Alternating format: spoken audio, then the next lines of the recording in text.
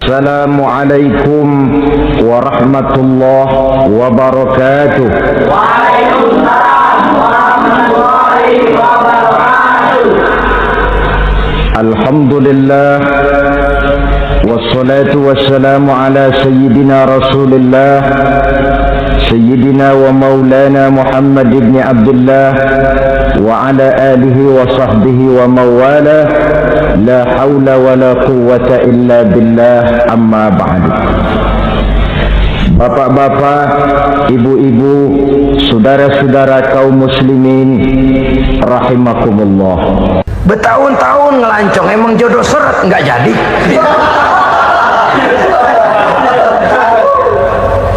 Begitu kenal baru setengah malam nginep ditangkap hansip kan. Hal-hal semacam itu kadang-kadang kita berpikir suuzon, gile, perempuannya cakep banget, lakinya rebek amat. Memang begitulah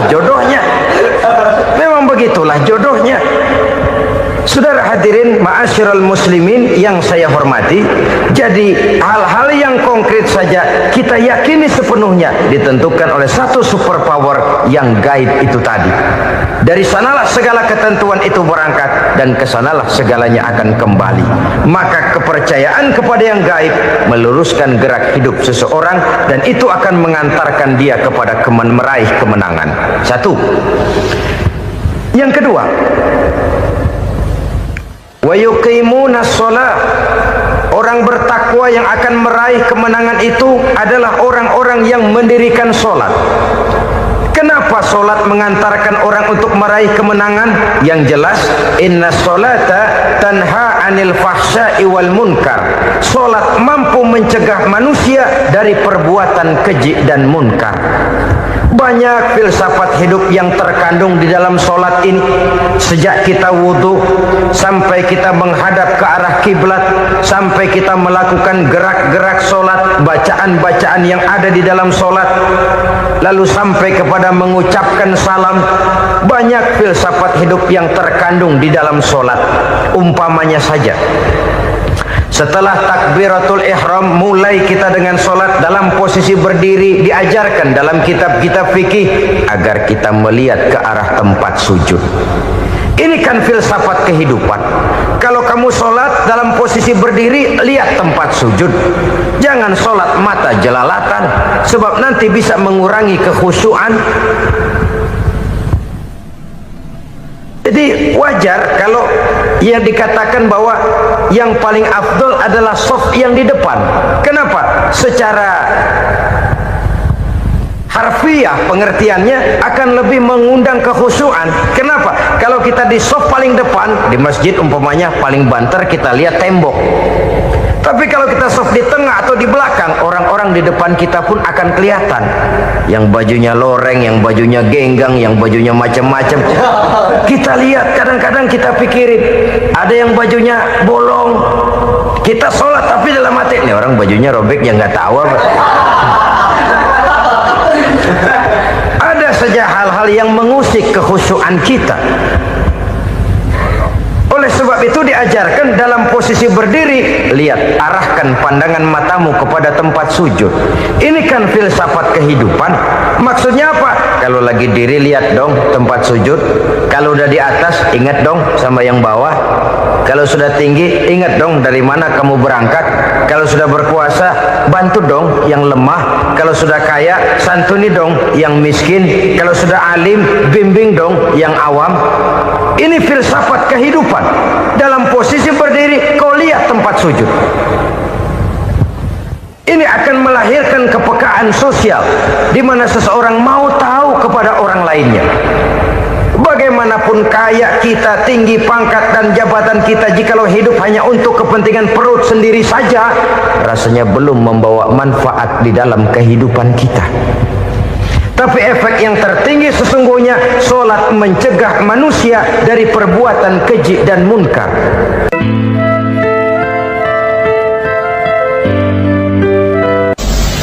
Bapak-bapak, ibu-ibu, saudara-saudara kaum muslimin rahimakumullah. Di dalam kehidupan kita sebagai seorang muslim, minimal 5 kali dalam sehari semalam kita mendengar seruan untuk mendirikan solat yang disebut azan. Ada kalimat menarik di dalam kalimat azan itu, yakni seruan hayya 'alal falah, marilah menuju kepada keberuntungan, marilah meraih kemenangan. Seruan ini adalah kecenderungan dari setiap manusia, apapun warna kulitnya. Artinya, setiap orang dalam hidup selalu ingin meraih dan mencari kemenangan. Kemenangan akan melahirkan kepuasan batin, dan kepuasan batin memberikan kebahagiaan. Sedangkan kekalahan melahirkan penderitaan batin, dan penderitaan batin menjerumuskan seseorang di dalam berbagai bentuk kerugian. Jikalau inilah seruan azan, maka masalahnya ialah apa yang menyebabkan kita meraih kemenangan. Al-Quranul Karim memberikan tuntunan dan ajaran kepada kita bahwa orang-orang yang memperoleh kemenangan itu tidak lain adalah orang-orang yang bertakwa. Hanyalah mereka yang bertakwa kepada Allah Subhanahu wa ta'ala pada akhirnya akan tampil sebagai pemenang. Lalu siapa orang yang bertakwa itu? Dijelaskan dalam awal-awal Al-Baqarah, orang yang bertakwa yang akan meraih kemenangan. Pertama, allazina yu'minuna bil ghaib, yaitu orang-orang yang beriman kepada yang gaib. Percaya bahwa ada alam yang gaib, alam yang abstrak, alam yang tidak bisa dijangkau oleh salah satu daripada panca indera kita. Mereka percaya dan beriman kepada adanya malaikat, beriman kepada adanya iblis dan jin, beriman kepada adanya alam kubur, beriman kepada adanya alam mahsyar, beriman kepada adanya alam akhirat, beriman kepada adanya surga dan neraka. Beriman bukan cuma sekedar beriman dalam ucapan bibir saja, tetapi beriman yang nilai iman itu mampu mewarnai gerak dan gaya hidupnya. Iman yang meresap sampai ke tulang sumsum, kemudian memberikan dampak positif di dalam kehidupan manusia. Alam, kita tahu, adalah sesuatu yang selain Allah, dan Allah bukanlah alam. Apapun namanya selain daripada Allah, itu adalah alam. Alam pada hakikatnya terbagi menjadi dua. Ada alam syahadah, alam nyata, alam konkret, alam yang bisa dijangkau oleh salah satu indera kita. Kemudian ada alam ghaib, alam yang tidak bisa dijangkau oleh panca indera kita, alam metafisika, alam abstrak, alam yang wajib kita imani keberadaannya. Kita percaya bahwa malaikat itu ada. Kita percaya kepada jin, bahwa jin itu ada. Kita percaya kepada adanya iblis dan setan. Bukan percaya kepada iblis dan setannya, percaya bahwa iblis dan setan itu ada. Itu termasuk salah satu daripada sifat orang yang bertakwa kepada Allah. Saudara-saudara kaum muslimin rahimakumullah, kecenderungan pembangunan yang lebih bersifat materialistis biasanya menggeser aspek kehidupan rohani. Orang berpikir empirik, dan dalam pola pikir yang demikian, maka alam gaib tidak lagi mendapat perhatian. Aspek kehidupan yang bersifat rohaniah malah mulai ditinggalkan. Akibatnya terjadilah kepincangan di dalam kehidupan kita. Pernah ada satu pengalaman pribadi dalam perjalanan kembali ke tanah air. Dalam pesawat di sebelah kanan saya duduklah seorang Jerman namanya Heiner Simonsen. Iseng saya ajak kenalan, saya ajak ngobrol, saya tanya dia, Saya bilang, Mas Henner ini, kalau pesawat yang kita tumpangi ini jatuh ke bawah, kira-kira apa yang bakal terjadi, Mas? Dia bilang, kita semua akan mati. Begitu? Iya. Oke. Apa itu mati? Tanya saya. Dia bilang, untuk tahu apa itu mati, kita harus tahu lebih dahulu apa itu hidup. Saya pikir nih bule bisa ngomong juga. Baiklah kata saya. Apa hidup menurut Anda itu? Oh, hidup itu dia bilang, kalau seluruh anggota badan kita bekerja secara normal.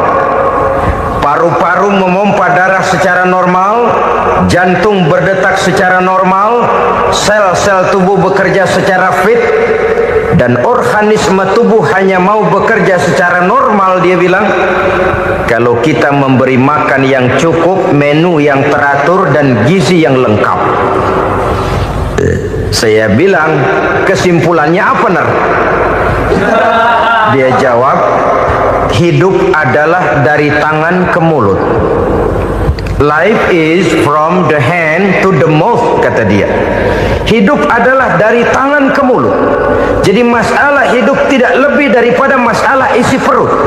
Orang pergi pagi, pulang sore, peras keringat, banting tulang, perut yang dibelai. Saya bilang, you are wrong. Sampean salah, Ner.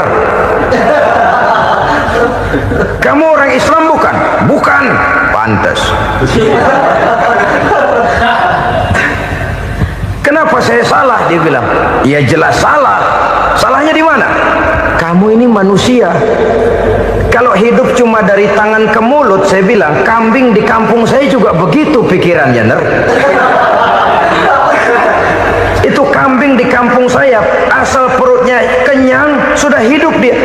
Perkara besok bagaimana, lusa prospeknya macam mana, bulan depan ada apa, kambing nggak pernah mikir.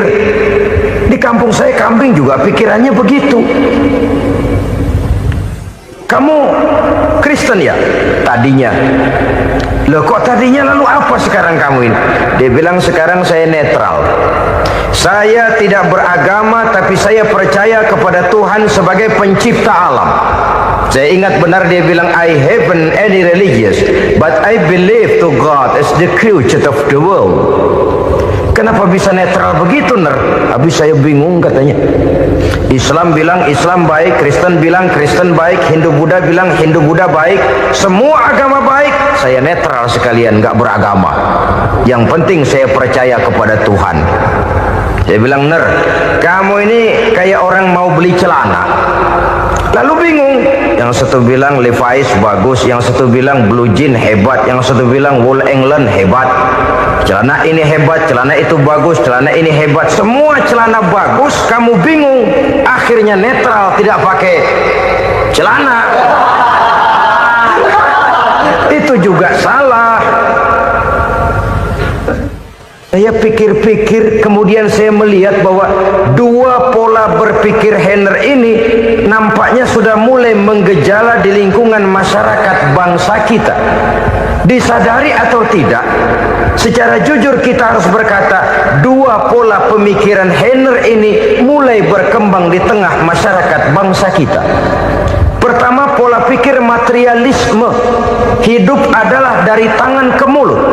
Masalah hidup tidak lebih masalah isi perut. Itu yang perlu dibela, dan disitulah arti kehidupan. Pergi pagi, pulang sore, peras keringat, banting tulang untuk mempertahankan perut. Kalau sudah kemari cara orang berpikir, maka buat apa percaya kepada yang gaib? Untuk apa sholat? Untuk apa puasa? Untuk apa zakat? Untuk apa menghadiri majelis taklim? Tanpa kepercayaan kepada yang gaib, hidup berjalan menurut alur empiris dan materialis. Kalau sudah ke sana cara orang berpikir, biasanya orang lalu cenderung menghalalkan segala cara. Hanyalah orang yang percaya bahwa akhirat ada, hanyalah orang yang percaya bahwa alam kubur itu ada, hanyalah orang yang percaya bahwa malaikat itu ada, hidupnya akan lebih terarah dan terkendali.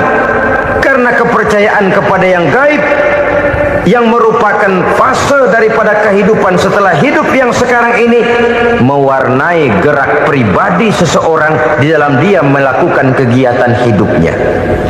Pola berpikir materialisme, disadari atau tidak, mulai menggejala di lingkungan masyarakat bangsa kita. Hidup tidak lebih dari urusan tangan ke mulut, mulut ke tangan, tangan ke mulut. Asal perut sudah kenyang, hiduplah sudah. Perkara bagaimana prospek hari yang akan datang, bagaimana akhirat, tidak jadi persoalan. Ini yang oleh Nabi diperingatkan, ad-dunya sijnul mu'min wa jannatul kafir. Dunia adalah penjara bagi orang beriman dan surga bagi orang kafir. Dulu di zaman Belanda hadis ini pernah disalah tafsirkan, disalah artikan, digunakan sebagai senjata untuk mengkebiri dan membuat impoten umat Islam. Sudahlah umat Islam gak usah macam-macam, kata Belanda. Dunia ini kan penjara buat orang Islam, surga buat orang kafir. Di penjara jangan bertingkah.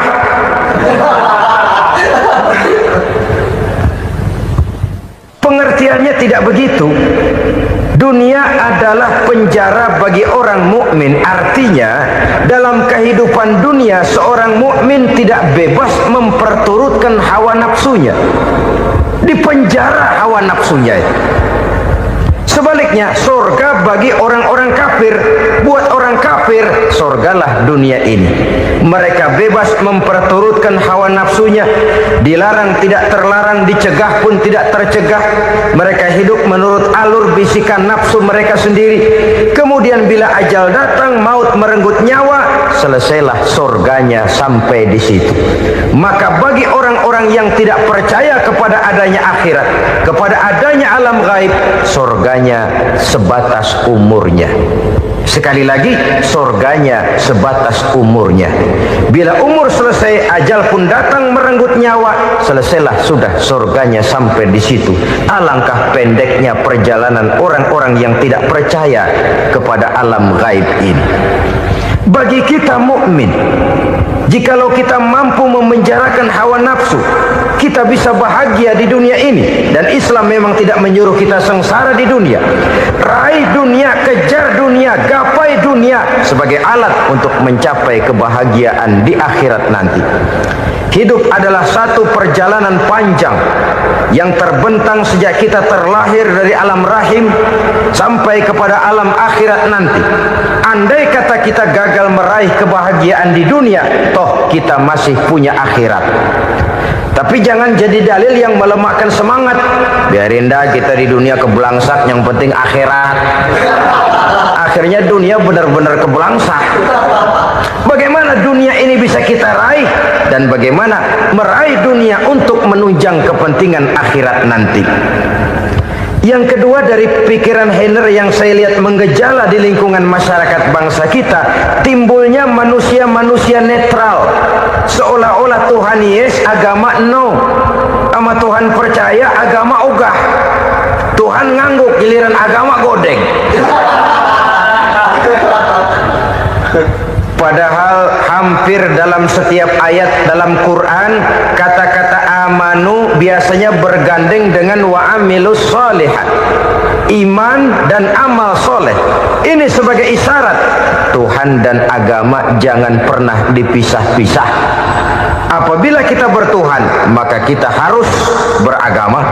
Apabila kita beragama, maka agama itu harus bersumberkan dari Tuhan yang kita imani itu.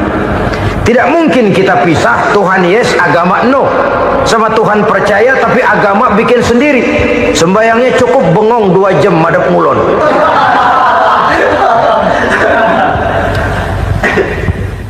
Saudara-saudara kaum muslimin rahimakumullah.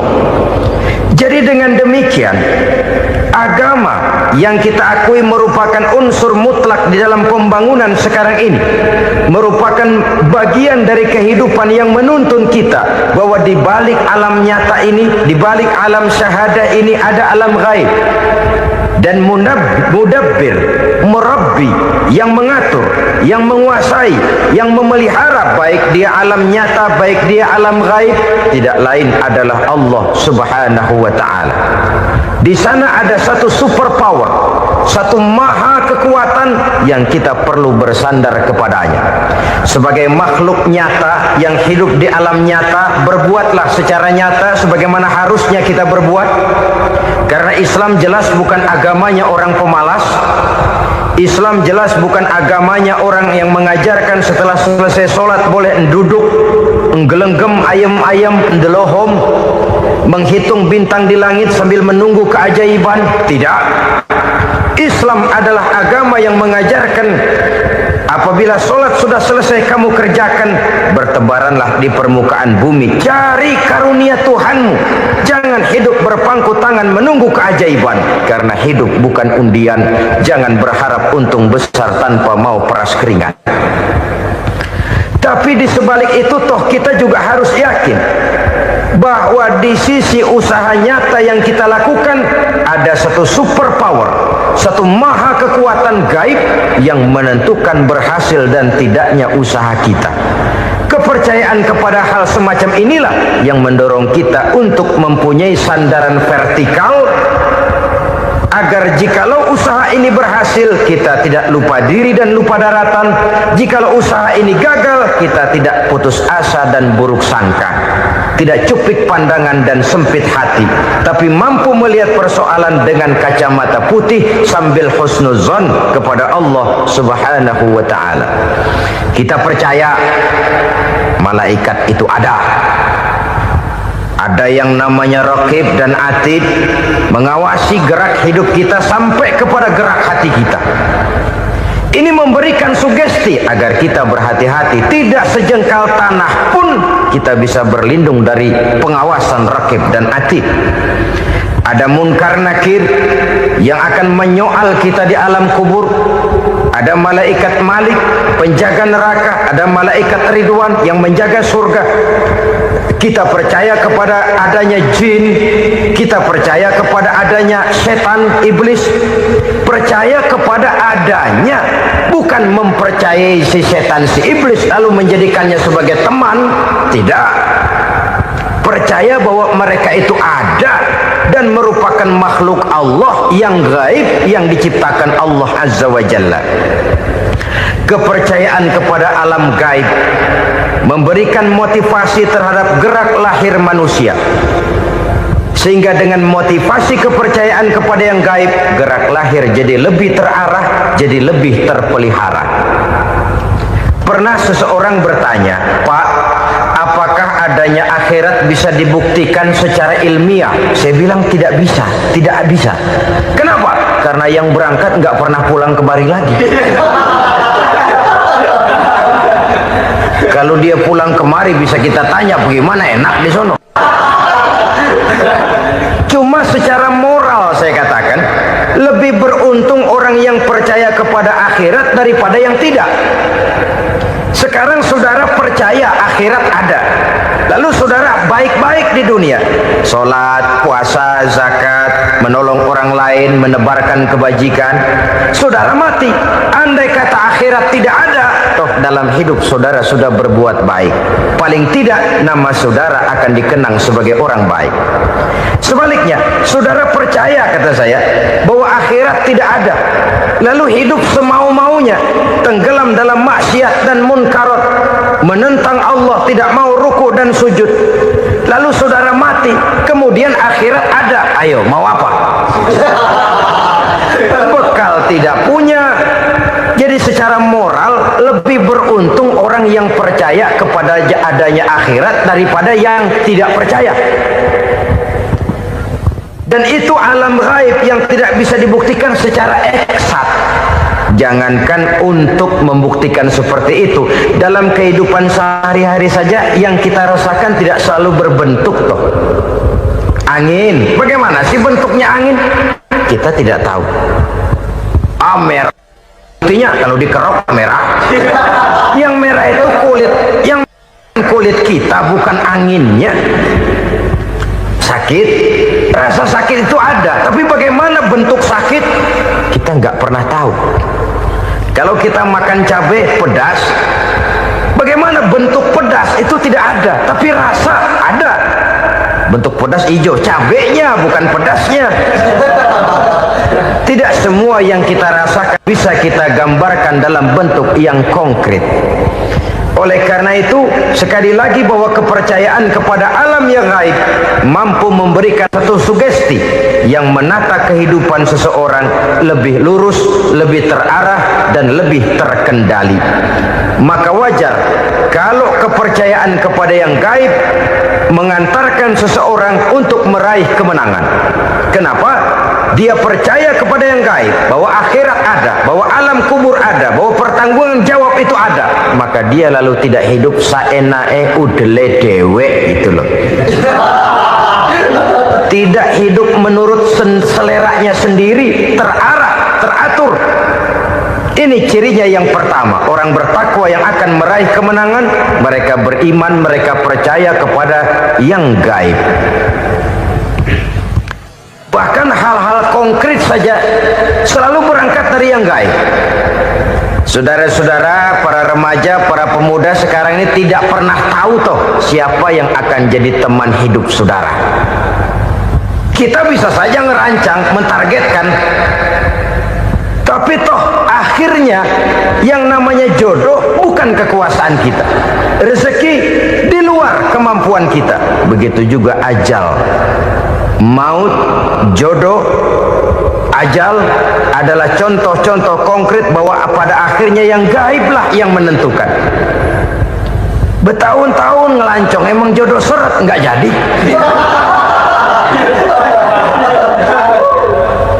Begitu kenal baru setengah malam nginep ditangkap hansip kan. Hal-hal semacam itu kadang-kadang kita berpikir suuzon, gilet, perempuannya cakep banget, lakinya rebek amat. Memang begitulah jodohnya. Memang begitulah jodohnya. Saudara hadirin ma'asyiral muslimin yang saya hormati, jadi hal-hal yang konkret saja kita yakini sepenuhnya ditentukan oleh satu superpower yang gaib itu tadi. Dari sanalah segala ketentuan itu berangkat dan kesanalah segalanya akan kembali. Maka kepercayaan kepada yang gaib meluruskan gerak hidup seseorang dan itu akan mengantarkan dia kepada meraih kemenangan. Satu. Yang kedua, wa yuqimuna shalah. Orang bertakwa yang akan meraih kemenangan itu adalah orang-orang yang mendirikan sholat. Kenapa sholat mengantarkan orang untuk meraih kemenangan? Yang jelas, inna sholata tanha anil fahsya'i wal munkar. Sholat mampu mencegah manusia dari perbuatan keji dan munkar. Banyak filsafat hidup yang terkandung di dalam sholat ini. Sejak kita wudhu sampai kita menghadap ke arah kiblat, sampai kita melakukan gerak-gerak sholat, bacaan-bacaan yang ada di dalam sholat, lalu sampai kepada mengucapkan salam. Banyak filsafat hidup yang terkandung di dalam sholat. Umpamanya saja, setelah takbiratul ihram mulai kita dengan sholat dalam posisi berdiri, diajarkan dalam kitab-kitab fikih agar kita melihat ke arah tempat sujud. Ini kan filsafat kehidupan. Kalau kamu sholat dalam posisi berdiri, lihat tempat sujud. Jangan sholat mata jelalatan, sebab nanti bisa mengurangi kekhusyuan. Jadi wajar kalau yang dikatakan bahwa yang paling afdol adalah shaf yang di depan. Kenapa? Secara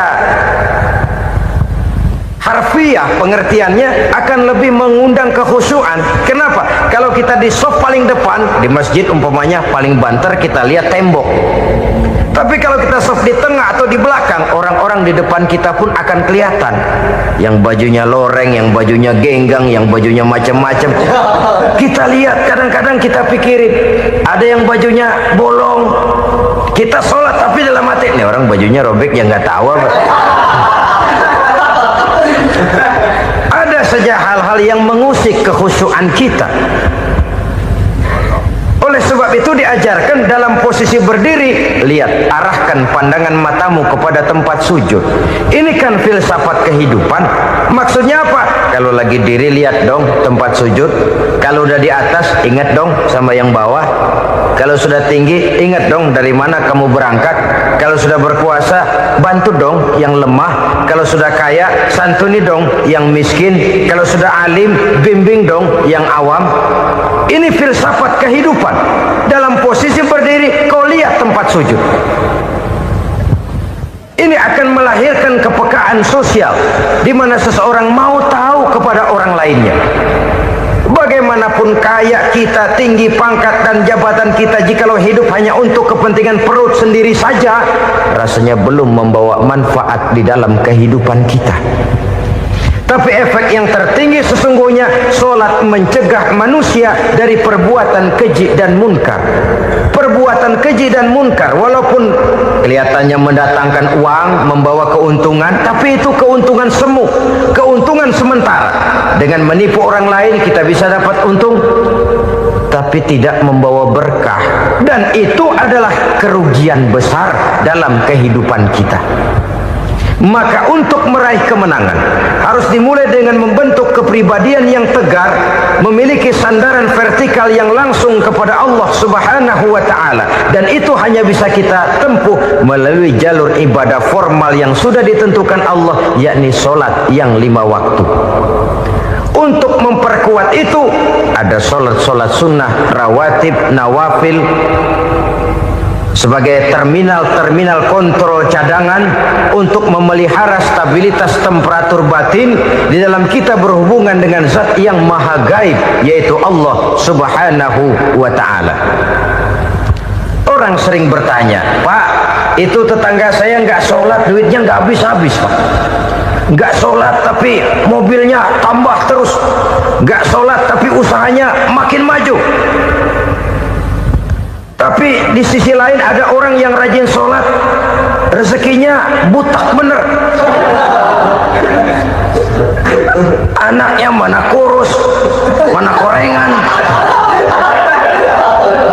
Saudara hadirin, ma'asyiral muslimin rahimakumullah.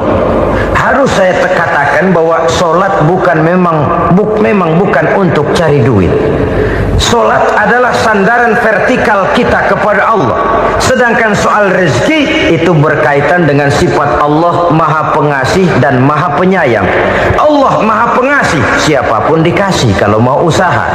Allah maha penyayang, tidak semua orang disayang oleh Allah Azza wa Jalla. Dan belum tentu banyak harta itu merupakan nikmat. Mungkin juga istidraj. Artinya istidraj itu dikasih tapi diambulin, kalau bahasa Betawinya itu. Dikasih tapi diambulin, itu bukan merupakan nikmat sesungguhnya, lebih merupakan azab dari Allah Subhanahu wa ta'ala.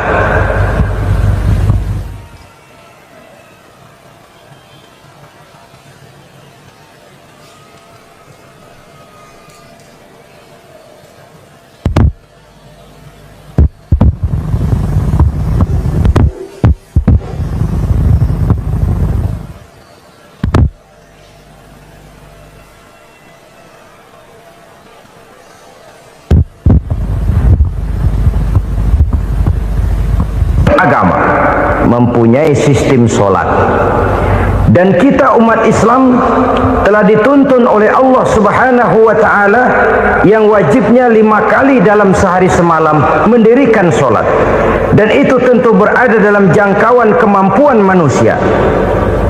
Pada awalnya barangkali kita memang merasa solat itu satu kewajiban, tapi semakin kita hayati makna, manfaat dan filsafat yang terkandung di dalam ajaran solat, semakin sampai kita kepada keyakinan bahwa solat adalah keperluan kita.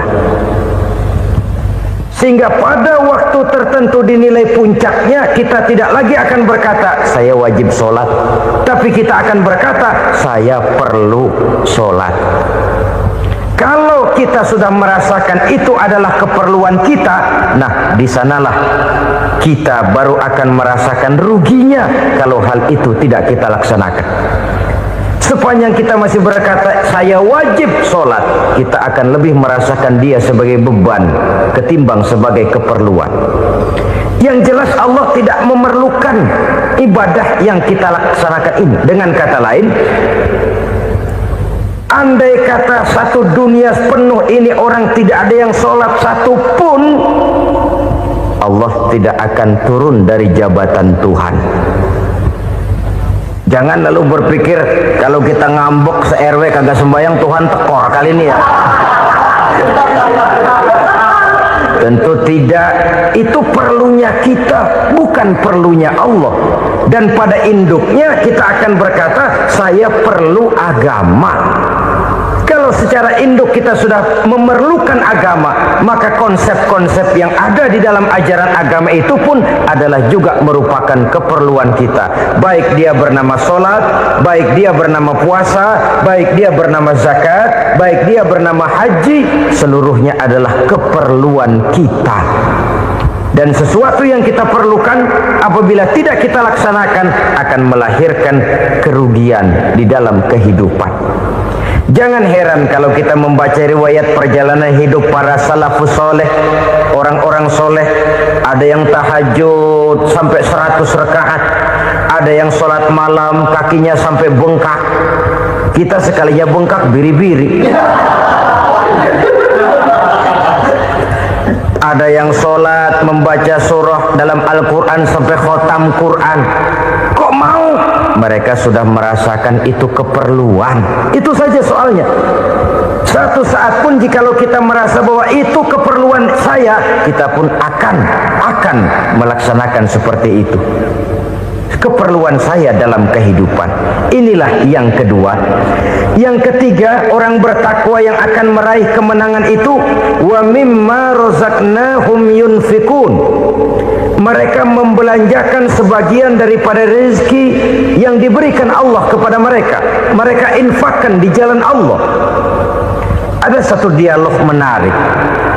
Satu hari seorang anak muda bertemu dengan seorang kakek-kakek yang sudah dikenalnya baik. Bertanyalah anak muda ini, umur kakek berapa tahun? 15 tahun, kata si kakek. Anak kakek berapa orang? 1. Harta kakek berapa banyak? 15 juta. Si anak muda ini bengong, lalu protes, kok kakek bohongin saya? Kenapa? Saya tahu umur kakek 70 tahun, kenapa ngaku 15? Saya tahu anak kakek 5, kenapa bilang 1? Saya tahu kakek miliuner, miliaran uang kakek, kenapa ngaku cuma 15 juta? Begini kata si kakek tadi, benar umur saya 70 tahun, tapi dari umur yang 70 tahun itu baru 15 tahun terakhir ini saya merasakan ibadah kepada Allah, meninggalkan maksiat, jauh dari segala macam munkarat. Maka yang 15 tahun inilah yang benar-benar saya rasakan sebagai umur saya. Benar anak saya 5, tapi yang 4 susah diatur.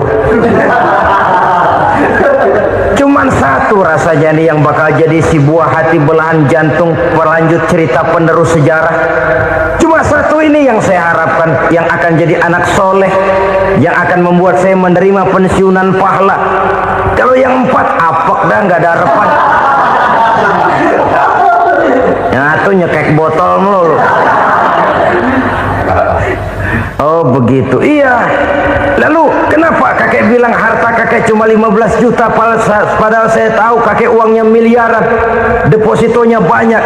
Ya karena 15 juta itulah yang saya ingat yang pernah saya belanjakan di jalan Allah.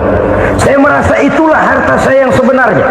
Yang miliaran yang saya simpan di bank kelak, kalau satu saat saya mati akan jadi rebutan di antara anak-anak saya. Iya kalau anak saya soleh kayak yang 1 ini. Kalau yang 4 tadi udah tulen dia bakal berantem dah berebut tuh. Jadi 15 juta yang saya belanjakan di jalan Allah inilah yang saya merasakan benar-benar harta saya yang sesungguhnya. Dialog ini patut menjadi bahan renungan kita bersama. Diberikan kita umur 40, 50, 60, 70, 80. Berapa tahun dari umur yang diberikan itu yang jalan mulus, yang kita gunakan untuk melaksanakan ibadah? Banyak harta kita simpan di bank, di lemari, di dompet, di tas. Tapi berapa yang sudah kita depositokan di jalan Allah yang akan menemani kita di hari kita kembali nanti? Maka orang bertakwa yang akan meraih kemenangan, wa mimma razaqnahum yunfikun, mereka membelanjakan sebagian dari rezeki yang diberikan Allah di jalan Allah Subhanahu wa ta'ala. Ma'asyiral muslimin rahimakumullah, zahirnya memang kita memberikan kepada orang lain, tapi hakikatnya kita menyimpan untuk diri kita sendiri. Kita memberikan kepada yatim piatu 25.000. Zahirnya kita memberikan si yatim, hakikatnya kan kita cuma nyimpan. Saya berikan, titip kepadamu, ini untuk saya di akhirat. Kau boleh belikan baju, kau boleh belikan untukmu makan, kau boleh bayarkan sekolahmu. Ini untuk saya. Hakikatnya kita nyumbang masjid 1 juta, zahirnya kita berikan kepada panitia masjid, tapi hakikatnya kan cuma titip 1 juta ya, untuk saya di alam kubur nanti. Silakan kau boleh belikan semen, ini uang, belikan besi, belikan pasir. Saya cuma sekedar titip untuk kepentingan saya. Hakikatnya kita cuma sekedar menitip. Sebagaimanapun pada hakikatnya, apapun yang kita miliki dalam kehidupan kan cuma sekedar hak guna pakai, bukan hak milik mutlak. Harta kita, rumah kita, kendaraan kita, kebun kita, pabrik kita, hak guna pakai saja. Hak milik mutlak cuma untuk Allah Subhanahu wa ta'ala. Saudara-saudara kaum muslimin rahimakumullah, ini yang ketiga. Kemudian yang keempat, orang-orang bertakwa yang akan meraih kemenangan, allazina yu'minuna bima unzila ilaika, mereka yang beriman, mereka yang percaya kepada apa yang telah diturunkan kepadamu Muhammad, ay Al-Quran, yakni Al-Quranul Karim. Setelah percaya kepada yang gaib, mendirikan solat, kemudian menginfakkan sebagian dari rezeki yang diberikan Allah, mereka juga lalu percaya kepada yang diturunkan terhadap Nabi, yaitu tidak lain Al-Quranul Karim. Sekali lagi di sini, percaya bukan hanya sekedar percaya saja, tetapi percaya lalu menjadikan Al-Quran itu sebagai pedoman hidup. Sebab memang Al-Quran itu adalah GBHM, garis-garis besar haluan muslim. Apa yang harus kita lakukan, apa yang harus tidak kita lakukan, bagaimana mestinya kita bertingkah laku dan berbuat, seluruhnya tercantum di dalam Al-Quranul Karim. Itu sebabnya ketika satu hari Aisyah ditanya, bagaimana akhlak Rasul? Beliau menjawab, kana Rasulullah sallallahu alaihi wasallam khuluquhul Quran. Akhlak daripada Rasulullah tidak lain adalah Al-Quran. Jawaban simpel ini memberikan gambaran bahwa keseluruhan daripada konsepsi Quran sudah diterjemahkan dalam kehidupan Rasulullah sallallahu alaihi wasallam. Karena kita tahu akhlak adalah keseluruhan dari gerak hidup manusia. Sejak ia berpribadi, berumah tangga, bertetangga, bermasyarakat, sampai kepada berbangsa dan bernegara, Al-Quran tetap memberikan sentuhan nilainya. Oleh karenanya, orang-orang yang bertakwa adalah orang-orang yang menjadikan Al-Quran sebagai pedoman dalam kehidupannya. Dan kita yakini Al-Quran diturunkan kepada Nabi Muhammad bukan merupakan produk Nabi Muhammad. Isi dan redaksinya langsung dari Allah Subhanahu wa ta'ala.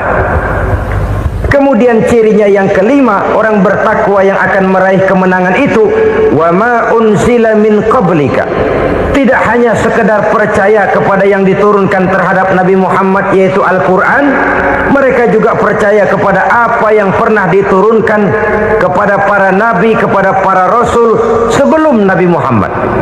Percaya kepada adanya suhuf, percaya kepada adanya Taurat, percaya kepada adanya Injil, percaya bahwa Allah dahulunya sudah menurunkan Taurat kepada Musa, percaya bahwa Allah sudah menurunkan Injil kepada Isa, percaya Injil ada, Taurat ada, diturunkan Allah untuk Isa dan Musa, tetapi tidak wajib mengamalkannya karena kita sudah diberikan Al-Quranul Karim. Ini yang perlu saya garis bawahi. Kita percaya Allah telah menurunkan Injil dahulu kepada Isa. Kita percaya bahwa Allah telah menurunkan Taurat dahulunya kepada Nabi Musa. Kadang-kadang ini dijadikan dalih, dikacaukan pengertiannya. Quran saja mengajarkan bahwa orang yang bertakwa harus percaya kepada Injil, maka pakailah Injil. Apalagi kalau ayat sebelumnya ditilap, dihapus, dihilangkan, Injilnya yang ditekankan, maka akan terjadilah penekanan yang salah arah. Karena salah arah akhirnya bisa merusak dan menghancurkan akidah. Ketika Rasul suatu saat pernah ditanya orang, "Ya Rasul, bagaimana sikap kita sebagai muslim terhadap Injil yang ada sekarang?" Beliau menjawab, "La tukadzibuhu jami'an wa la tusaddiquhu jami'an." Jangan didustakan seluruhnya, jangan juga dibenarkan semuanya. Artinya, ini sudah merupakan gambaran dari Rasul bahwa dalam Injil yang ada sekarang masih ada ajaran-ajaran tauhid yang dibawa oleh Nabi Isa dan diajarkan kepada umatnya. Tapi juga dalam Injil yang sekarang ini sudah terkena intervensi dan investasi manusiawi. Karena itu Rasul menyimpulkan, la tukadzibuhu jami'an wa la tusaddiquhu jami'an. Jangan didustakan semua, jangan dibenarkan seluruhnya. Kita memang percaya Allah telah menurunkan Injil kepada Nabi Isa dulu, tapi kita tidak wajib mengamalkan Injil. Kita percaya Allah telah menurunkan Taurat kepada Nabi Musa, tapi kita tidak wajib mengamalkan kitab ajaran Taurat. Yang wajib kita percayai dan kita amalkan hanyalah Al-Quranul Karim. Kenapa? Oleh karena baik yang ada di dalam Taurat, baik yang ada di dalam Injil, tentu tercakup di dalam Al-Quran sebagai kitab terakhir yang diturunkan oleh Allah Subhanahu wa Ta'ala. Dan itu wajar. Kalau seorang pejabat mau mengeluarkan satu keputusan baru, tentu dia harus meninjau keputusan-keputusan lama. Andai kata dianggap tidak berlaku, dianggap tidak relevan lagi, maka keputusan-keputusan lama itu tentu sudah dianggap tidak berlaku. Sebagian daripada aturan-aturan dalam keputusan lama yang masih dianggap relevan tercantum dalam keputusan baru yang wajib diamalkan. Begitulah hubungannya antara Al-Quran, Taurat, Zabur, dan Injil. 4 kitab samawi yang diturunkan Allah masing-masing kepada Zabur untuk Nabi Daud, Taurat untuk Nabi Musa, dan Injil untuk Nabi Isa alaihi wassalatu wassalam. Ketiga-tiga kitab itu kita percayai adanya. Kita yakini Allah telah menurunkan Zabur, Taurat, dan Injil. Tapi kita tidak wajib mengamalkannya. Yang wajib kita mengamalkannya sekarang ini tidak lain hanyalah Al-Quranul Karim saja. Karena ia mencakup apa yang ada di dalam Zabur, apa yang ada di dalam Taurat, dan apa yang ada di dalam Injil. Keotentikannya bisa dipertanggungjawabkan. Ya, tapi kan Nabi Muhammad sudah mati 14 abad yang lalu, dan di zaman beliau Al-Quran kan belum dikodifikasikan, belum ditulis. Bagaimana keotentikannya bisa dipertanggungjawabkan? Mudah saja.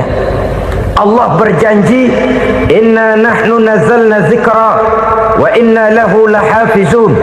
Kami yang menurunkan Al-Quran dan kami yang akan menjaga dan memeliharanya.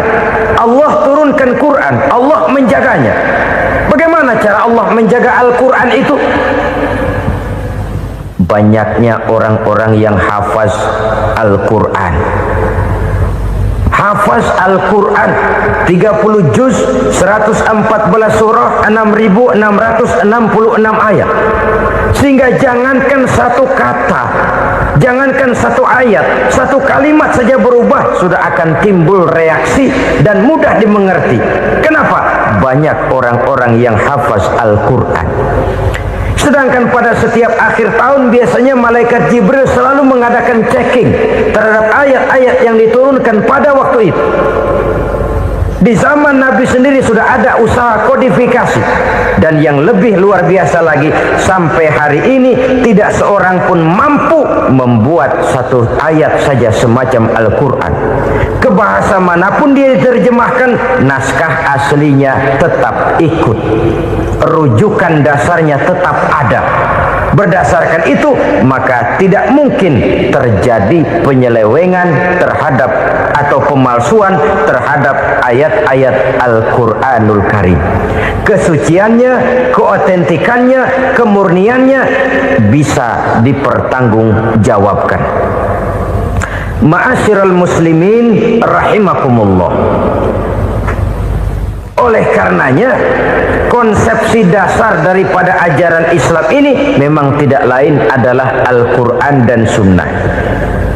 Isi daripada agama Islam yang merupakan iman, Islam dan ihsan, konsepsi dasarnya tidak lain adalah Al-Quran dan Sunnah Rasulullah Sallallahu Alaihi Wasallam. Maka yang kita perlukan sekarang ini adalah terjemahan Al-Quran di dalam kehidupan kita. Dengan demikian, maka gaya kehidupan yang lebih Qurani itulah yang kita dambakan. Kita perlu memang terjemahan Quran dalam bahasa Inggris, dalam bahasa Belanda, dalam bahasa Jepang, tapi yang lebih kita perlukan adalah terjemahan Quran di dalam kehidupan kita. Konsekuen, tidak memanipulasi, ringan sama kita jinjing, berat sama kita pikul. Jangan kalau lempengan ayat Quran tuh kira-kira enak diamalin, keras teriakan kita. Giliran kira-kira ayat Quran itu mukul kepala kita sendiri, diam kita.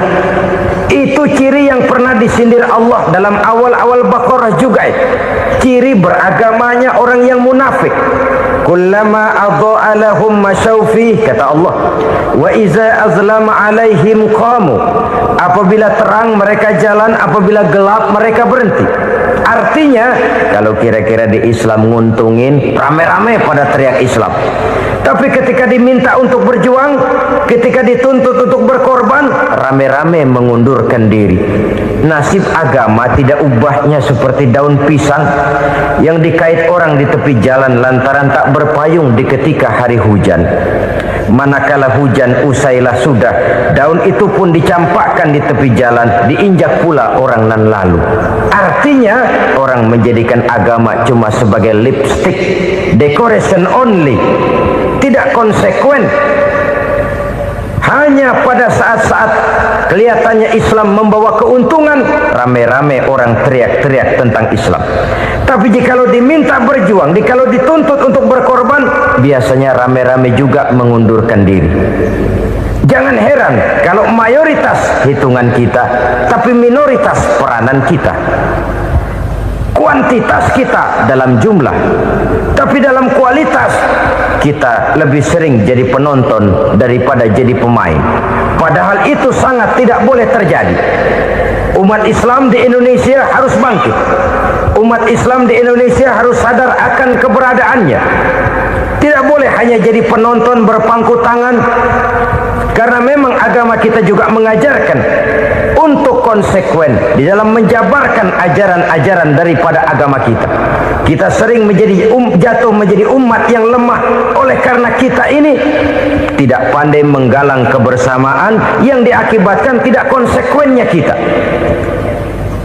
Diistilahkan bahwa umat Islam di dalam menggalang kebersamaannya itu harus seperti orang main sepak bola. Saudara-saudara kan tahu orang main sepak bola itu. Orang main sepak bola Kalau pertandingan belum dimulai sih silakan saja kumpul di luar lapangan, atur strategi yang baik. Tapi kalau pertandingan sudah dimulai, turun ke lapangan hijau, jangan kumpul terus. Ada sepak bola gotong royong, mundur rame-rame, depan ke depan kumpul melulu mainnya. Kalah. Orang main sepak bola itu ya harus ada penyerang tengah, harus ada penjaga gawang, harus ada strikernya, harus ada kiri luarnya, kanan dalamnya yang jadi backnya.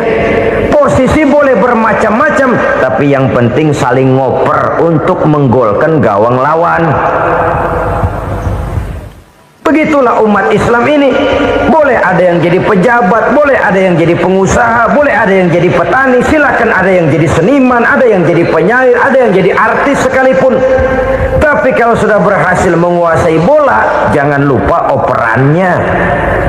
Operan itu yang langka. Kita ini muslim kadang-kadang kalau sudah memegang menguasai bola, kalau belum mau mampus, belum mau ngoper. Nanti kalau sudah nggak punya bola, baru mau ngoper.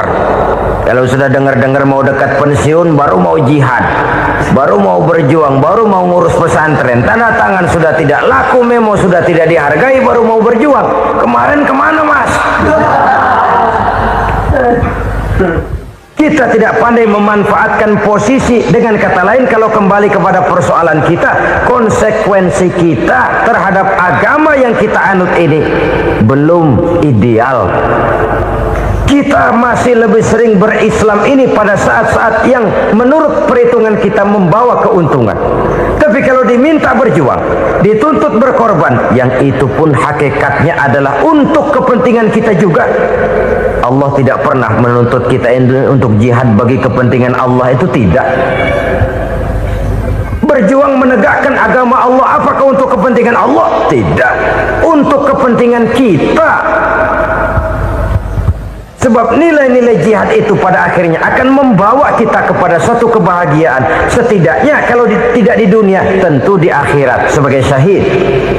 Oleh karena itu, pada bagian akhir ini saya ingin mengajak, marilah kita konsekuen.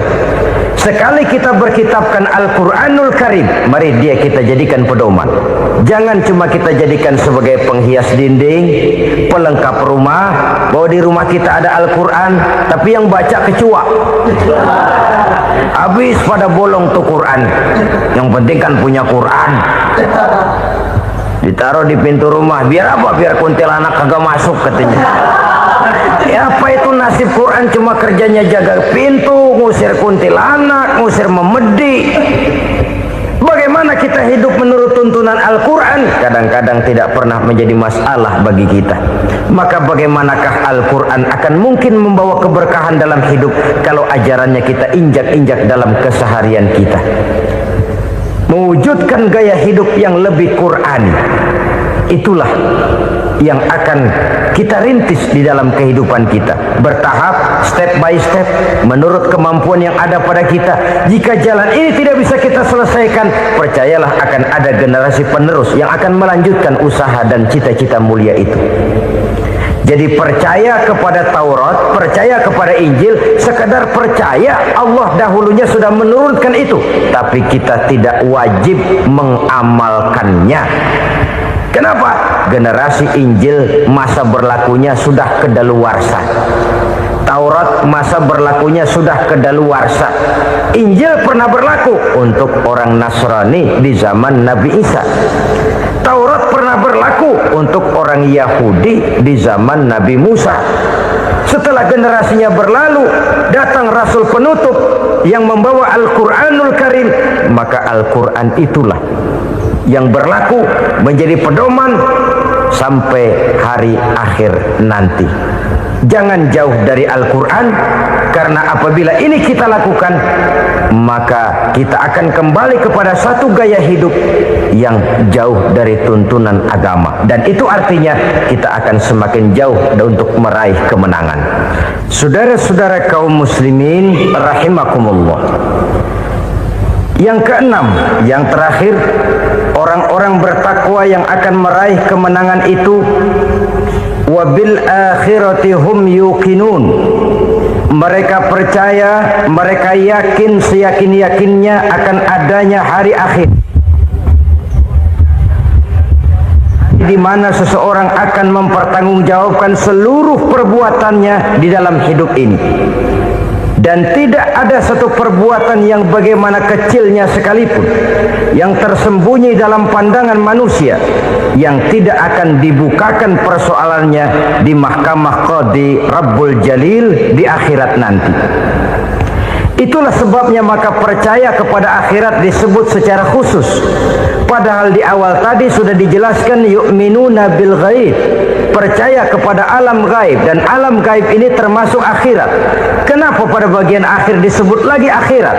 Karena ternyata bahwa kepercayaan kepada adanya akhirat merupakan induk dari kepercayaan terhadap adanya malaikat, setan, jin dan lain sebagainya, dan akan lebih memberikan sugesti dalam kehidupan manusia untuk meluruskan gerak hidupnya.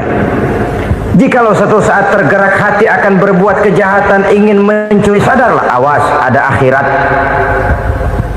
Sebab kalau kita cuma teriak awas ada polisi, itu cuma tertunda sementara. Begitu polisi meleng, embat. Kalau kita ingin berbuat jahat cuma berteriak awas ada hansip, cuma sementara ketika hansip itu ada. Tapi kalau ceritanya awas ada akhirat, mau menyeleweng awas ada akhirat, mau berjudi awas ada akhirat, mau mencuri awas ada akhirat. Keyakinan yang akan meluruskan gerak hidup manusia sehingga gerak itu jadi lebih terarah dan terkontrol, tidak merugikan baik diri sendiri, lebih-lebih orang lain. Ternyata bahwa kepercayaan kepadanya adanya hari akhirat sanggup menjadi sumber daya kontrol dari kehidupan manusia sehingga ia tidak terjebak dalam perbuatan maksiat dan munkarat. Saudara-saudara kaum muslimin, inilah saja yang kita bicarakan pada pertemuan kali ini.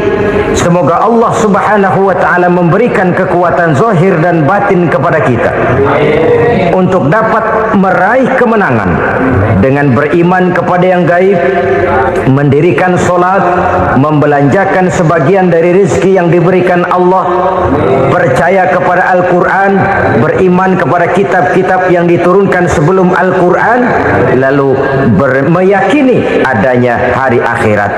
Terima kasih atas segala perhatian, mohon maaf atas segala kekurangan. Usikum wa nafsi bitaqwallah.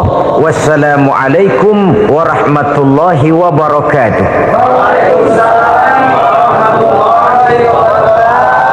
Alhamdulillah, la hawla wa la quwwata illa billah, amma ba'du. Bapak-bapak, ibu-ibu, saudara-saudara kaum muslimin rahimakumullah.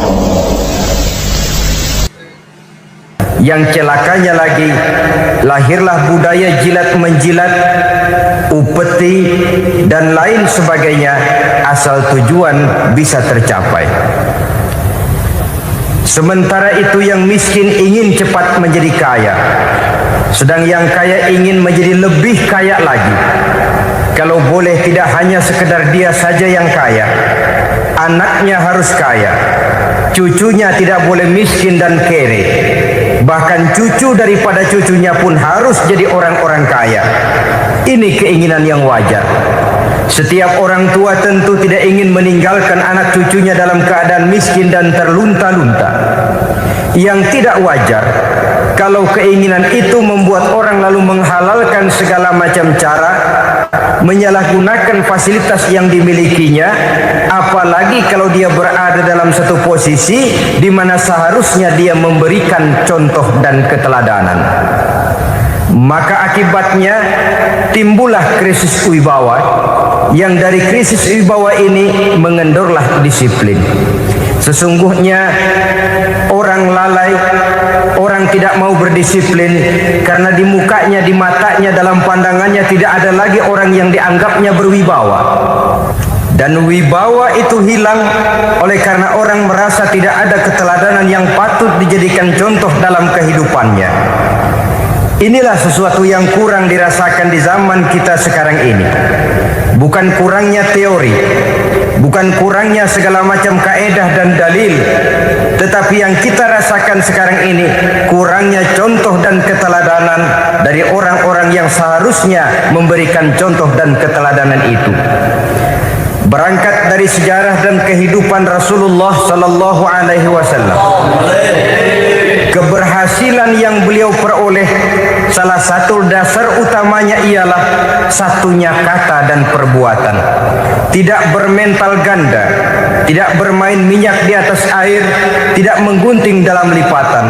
Lidahnya adalah hatinya, ucapannya adalah perbuatannya, dan apa yang beliau ajarkan kepada orang lain, beliaulah pelaksana pertamanya. Saudara-saudara kaum muslimin rahimakumullah. Sementara itu pada sisi lain, yang miskin ingin cepat menjadi kaya, maka ia terjebak dalam prinsip tujuan menghalalkan cara apapun saja dilaksanakan asal dia bisa segera menjadi kaya. Maka salah satu jalan yang banyak dilaksanakan orang untuk mencapai kekayaan tanpa harus peras keringat dan banting tulang seperti umumnya orang adalah melalui satu jenis permainan yang umumnya kita kenal dengan nama judi. Ada dua bentuk dan pola daripada judi. Walaupun seiring dengan kemajuan ilmu pengetahuan dan teknologi canggih, peradaban manusia semakin tinggi, maka jenis macam judi yang dimainkan oleh manusia ikut-ikut menjadi canggih. Tetapi pada umumnya ada dua jenis macam judi itu. Pertama, ada judi yang dilakukan secara langsung, dalam arti seorang petaruh berhadapan dengan bandar atau orang berhadapan dengan orang. Dari judi yang dilaksanakan secara langsung ini, efek negatif yang segera bisa kita lihat dengan nyata. Pertama, timbulnya rasa dendam dan permusuhan. Walaupun orang nampak duduk berhadap-hadapan, walaupun kelihatannya mereka tertawa satu sama lain, tapi yakinlah itu cuma sekedar kulit saja. Pikiran yang ada dalam benak tiap-tiap orang yang terlibat dalam perjudian tidak lain ialah bagaimana saya bisa mengalahkan lawan main saya. Akibatnya tentu bisa kita pastikan akan timbullah dendam dan permusuhan bagi yang kalah, akan timbullah rasa sombong dan menganggap remeh orang lain bagi yang menang. Yang kedua, lalainya orang kepada apa yang menjadi tanggung jawab dan kewajibannya. Orang bisa lupa kepada anak dan istri. Kalau kepada anak dan istri saja sudah bisa lupa, apalagi kepada yang lain. Sebab anak dan istri memang merupakan bagian daripada kehidupan kita. Konon lagi saudara, konon lagi keluarga yang lain, anak istri saja bisa terlupakan oleh penyakit dan permainan yang bernama judi ini. Yang ketiga, hilangnya rasa sayang kepada harta. Harta yang didapatnya dengan peras keringat dan banting tulang. Mungkin pergi pagi dan pulang sore. Setibanya dia di meja judi, apalagi uang tadi sudah bertukar dengan dalam bentuk koin, maka rasa sayang kepada harta itu tidak akan pernah ada lagi. Tetapi saudara-saudara, bagaimanapun juga, judi dalam artian langsung semacam ini hanya melibatkan orang-orang tertentu. Artinya selektif. Ada judi yang lebih berbahaya daripada jenis ini, perjudian massal. Taruhlah roulette dan kasino itu judi. Tetapi judi jenis roulette dan kasino ini bahayanya hanya untuk orang-orang tertentu yang memang sudah mapan, kelompok elit. Masa iya bocah angon di kampung main roulette? Apa ia yang tinggal di pinggir kali kenal kasino? Ya entahlah kalau kasino Prambos ya. Dari judi massal semacam ini lahirlah penyakit yang dinamakan tulul amal. Tulul amal, orang yang terlalu panjang angan-angan. Bukan tidak boleh orang bercita-cita, sebab cita-cita itu perlu. Katanya manusia tidak makan masih bisa hidup 1 bulan lebih. Manusia tidak minum masih bisa hidup 3 hari lebih. Tapi manusia tidak punya cita-cita 1 jam pun dia tidak akan bisa hidup. Karena faktor yang membuat kita bergairah menghadapi kehidupan, faktor yang mendorong kita untuk tetap berusaha dan tegar menghadapi resiko, karena adanya cita-cita di dalam kehidupan kita. Tetapi cita-cita tanpa direalisir dengan usaha, cita-cita yang tidak berangkat dari kemampuan yang ada, pada akhirnya hanya akan merupakan cita-cita yang mengawang, tidak akan terwujud dalam kenyataan, dan akan membentuk manusia menjadi orang yang tulul amal, panjang angan-angan, terlalu muluk keinginan, tidak berangkat dari kemampuan dan kesanggupan yang ada pada dirinya sendiri. Maka penyakit inilah yang telah menghasilkan dan melahirkan penghayal-penghayal kelas berat, tukang-tukang ngelamun kelas tinggi yang hidup di angkasa luar. Dan sejarah belum pernah mencatat ada orang menjadi kaya karena judi, itu belum pernah. Saudara lihat saja orang kaya yang namanya Adnan Khashoggi, orang kaya yang namanya Henry Ford, orang kaya yang namanya Aristotle Onassis, orang kaya yang namanya David Rockefeller. Itu seluruhnya menjadi kaya bukan karena mereka terlibat dalam perjudian, tapi karena kerja keras, peras keringat, banting tulang. Dan itu dimulai sejak mereka masih remaja. Sehingga banyak orang besar yang mulai pekerjaannya dengan menjual koran. Artinya berangkat dari A. Banyak pengusaha mobil yang memulai pekerjaannya dari tukang cuci mobil, tapi lalu bertahap dan tegar menghadapi kenyataan, sehingga proses demi proses dia hadapi dengan tegar, dengan tabah, dengan sabar, dengan ulet, sampai kepada membuahkan hasil. Kita ingin pintas, kayaknya mau, usahanya tidak mau, senengnya mau, peras keringatnya tidak mau. Ini tentunya akan melahirkan kontradiksi di dalam kehidupan. Maka dari jenis perjudian massal semacam ini lahirlah penyakit tulul amal, panjang angan-angan, terlalu muluk cita-cita. Bayangkan saja kalau ini terjadi secara massal, menimpa nasib rakyat kita di pedesaan yang jauh dari keramaian. Tiap hari mereka didina-bobokkan oleh gambaran tentang akan diperolehnya uang dalam jumlah yang banyak dengan angka 0 yang berentet. Tiap hari mereka melihat angka-angka itu. Mereka lambat laun akan terseret dalam arus tulul amal ini. Panjang angan-angan, muluk cita-cita, hanya dengan mengandalkan meja perjudian. Akibatnya timbul penyakit yang kedua, yang ketiga, yaitu malas berusaha. Orang kalau sudah terlalu asik berkhayal, menghitung bintang di langit, malas berusaha.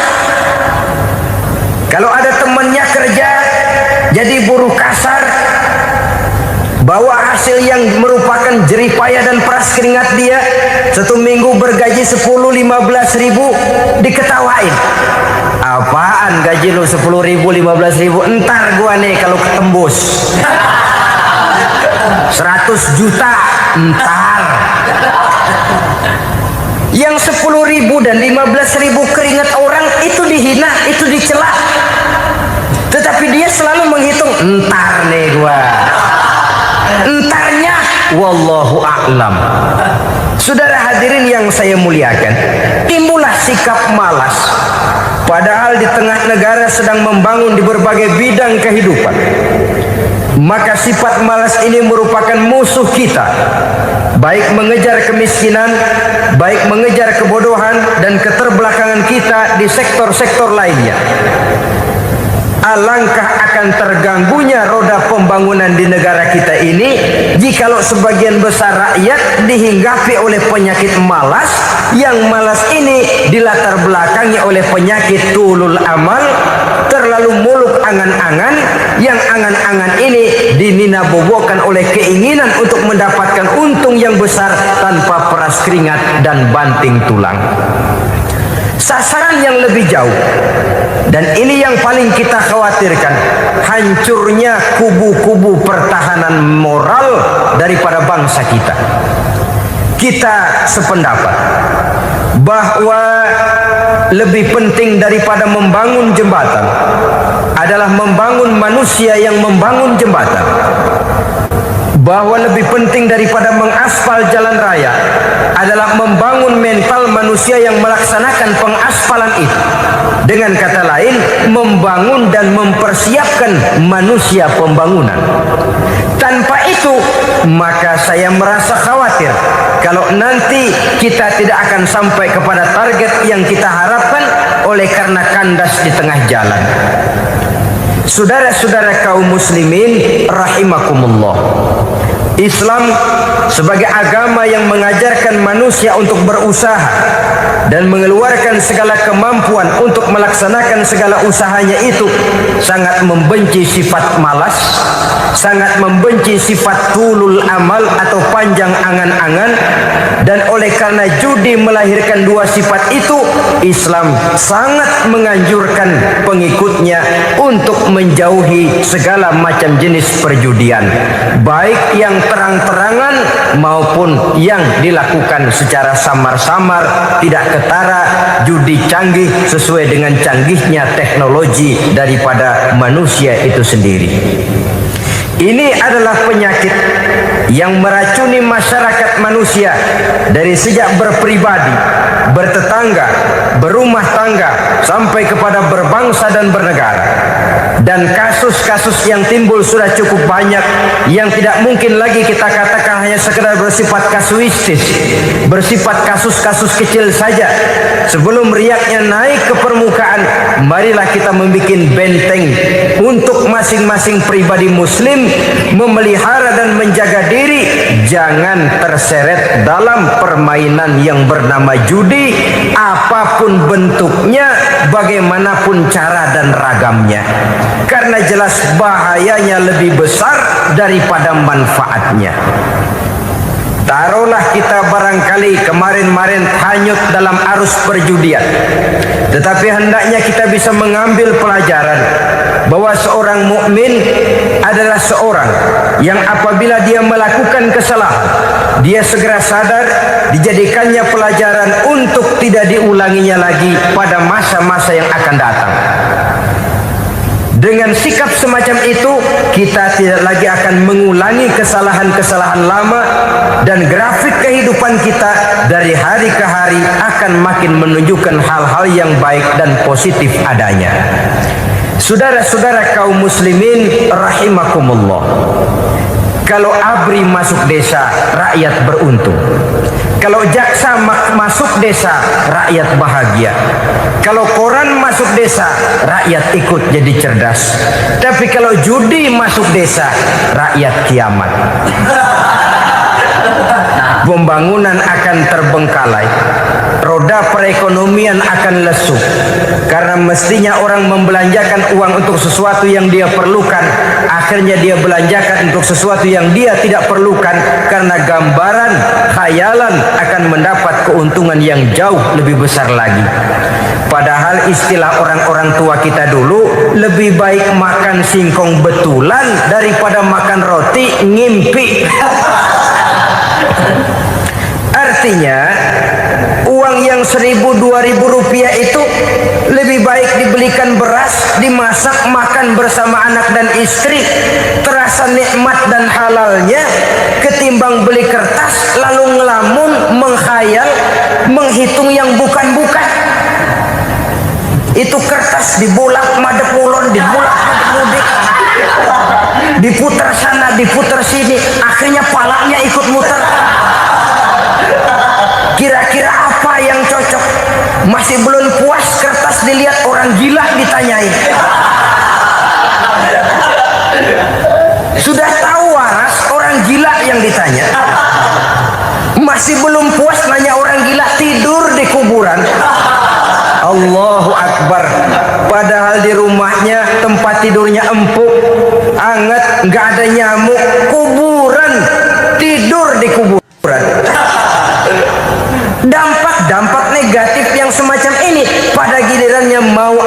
tidak mau akan menyeberang kepada garis akidah, membahayakan dan mengancam nilai-nilai tauhid yang kita miliki. Sudah kertas dibolak-balik, tidak puas, orang gila ditanya. Orang gila ditanya belum maram, tidur di kuburan. Barangkali ada bisikan. Saudara hadirin yang saya muliakan, memang walaupun wahyu sudah berhenti, tapi Allah masih memberikan ilham kepada hamba-hambanya yang dikehendakinya. Tetapi ilham itu bentuknya positif. Kalau saudara pagi-pagi berniat, tahu-tahu datang pikiran nanti malam mau ngaji, itu namanya ilham.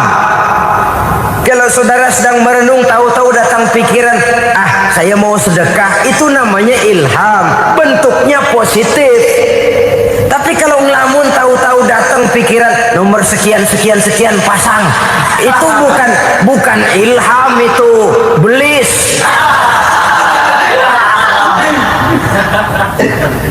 Saudara hadirin yang saya muliakan, tidak puas tidur di kuburan, cari yang lebih paten lagi, dukun ditanya. Nah, saya ingin mendudukan persoalan. Apa tidak boleh orang ziarah kubur? Apa tidak boleh orang pergi ke dukun? Ini dalam kaitannya dengan judi, karena ini penyakit yang sudah merajalela, mewabah di kalangan masyarakat kita di lapisan yang bawah ini. Saudara hadirin yang saya muliakan, ziarah kubur bukan saja boleh, malah dianjurkan oleh Nabi. Tetapi ziarah kubur yang dianjurkan oleh Nabi itu dengan tujuan pertama, agar orang ingat kepada mati. Kafa bil mauti wa'izah, kata Nabi. Cukup dengan mengingat mati menjadi pelajaran bagi kamu semua. Maka etikanya diajarkan, kalau saudara ziarah kubur, sampai di depan pintu kubur itu kan, Assalamualaikum ya ahlal kubur wa inna insyaallahu bikum lahikun. Kami satu saat insyaallah pasti akan menyusul kamu. Kalau kamu sekarang berbaring di sini, satu saat kami akan berbaring di sini. Ziarah kubur mengingatkan orang kepada mati. Orang yang ingat kepada mati, gaya hidupnya lain dengan orang yang tidak ingat mati. Nah, orang kalau nggak ingat mati, gaya hidupnya nggak terkontrol. Kalau dia berkuasa, Fir'aun, itu nggak ingat mati. Kalau dia kaya, Korun. Sudah gambarannya nggak merupakan gambaran-gambaran yang baik. Orang yang ingat mati, dia berkuasa, dia berlaku adil. Suatu saat saya akan mati dan ini akan dimintakan pertanggungan jawab. Orang kaya ingat mati, dia akan jadi pemurah. Kenapa? Kalau saya diberikan ilmu, pertanyaan akhirat cuma satu, ilmumu kau amalkan untuk apa? Kalau saya diberikan umur panjang, pertanyaan akhirat cuma satu, umurmu kau habiskan di mana? Tapi jikalau saya diberikan harta, pertanyaan akhirat ada dua, hartamu kau dapat dari mana, kau belanjakan kemana? Depannya ditanya, belakangnya ditanya, dapat dari mana, dibelanjain kemana? Sebab dua-duanya berkaitan dengan kegiatan. Kadang-kadang dapatnya dari jalan yang baik, tapi keluarnya ke tempat yang tidak baik, itu pun tidak betul. Atau dapatnya dari yang tidak baik, tapi dibelanjakan untuk yang baik, itu pun tidak bisa diterima. Oleh karenanya, dengan mengingat mati, gaya hidup seseorang jadi terkontrol karenanya. Yang kedua, dianjurkan kita untuk berziarah kubur itu mendoakan orang-orang yang sudah meninggal. Mal mayyitu fi qabrihi illa kal gharikil mutaghawis, kata Nabi. Orang yang sudah meninggal itu di alam barzakhnya adalah seperti orang yang tenggelam di lautan, menunggu doa dari keluarganya yang masih hidup. Apakah itu anaknya, kemenakannya, cucunya, dan lain sebagainya. Adapun yang kalau kita ziarahi itu kuburnya orang-orang yang kita tahu merupakan orang soleh, orang orang yang berjiwa bersih, yang kita kenal ketakwaannya kepada Allah Subhanahu wa taala, tidak ada salahnya kita bertabarruk, asal jangan dengan satu keyakinan bahwa dia secara mandiri bisa mendoakan kita. Dia hanya bisa melakukan itu hanya dengan izin Allah. Nah, umumnya orang kalau sudah ziarah ke kubur-kubur keramat itu, Allahnya kelupaan. Itu yang dikhawatirkan merusak dan mengganggu akidah. Sehingga di awal-awal perkembangan Islam, Nabi pernah melarang orang ziarah kubur itu. Ini bisa kita simak dari hadis, kuntu nahaitukum an ziyaratil qabri fazuruha. Dahulu aku pernah melarang kamu untuk ziarah kubur. Adapun sekarang kalau mau ziarah, ziarahlah kamu. Kata-kata dulu aku pernah melarang kamu itu menggambarkan bahwa pada permulaan perkembangan Islam, nilai keimanan para sahabat masih rapuh, masih lemah, masih memerlukan pembinaan. Sehingga kalau mereka sering ke kubur, dikhawatirkan mereka minta kepada kubur. Nah, tetapi tatkala nilai keimanannya sudah mapan, sudah kuat, kata Rasul, fazuruha. Adapun sekarang kalau mau pergi berziarah, ziarahlah kamu.